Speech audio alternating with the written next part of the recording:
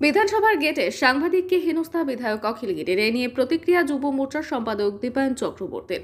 আজ বিধানসভার বৈঠক মিটতেই বিধানসভার গেটে বিক্ষোভ, এমনকি সাংবাদিককে হেনস্থার অভিযোগ ওঠে বিধায়ক অখিল গিরির বিরুদ্ধে। বিধানসভার গেটের সামনে সাংবাদিকরা প্রশ্ন করলে উত্তর এড়িয়ে যাওয়ার পাশাপাশি হেনস্থা করেন সাংবাদিককে। বিধায়কের এমন আচরণে বিরোধী রাজনৈতিক দলগুলি সমালোচনা করতে ছাড়লেন না। এ নিয়ে সন্দেশখালী 2 নম্বর ব্লকের সন্দেশখালী এলাকায় বিজেপির সাংগঠনিক বৈঠক শেষে বৃহস্পতিবার রাত 8টা নাগাদ প্রতিক্রিয়া দিলেন বসিরহাট বিজেপি যুব মোর্চার সম্পাদক দীপায়ন চক্রবর্তী। বিধানসভার গেটের বাইরে এই রাজ্যেরই নেতা তিনি কিভাবে এই গণতন্ত্রের চতুর্থ স্তম্ভকে আঘাত করলেন।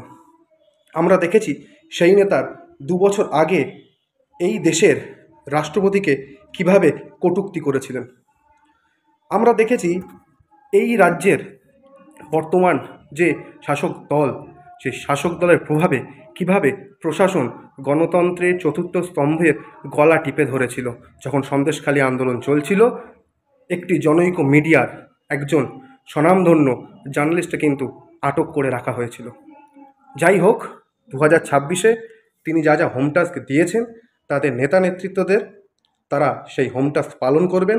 ভারতীয় জনতা পার্টি কিন্তু বসে থাকবে না, আগামী দিনে লড়াইয়ের পথে নামবে এবং চোখে চোখ রেখেই কথা হবে।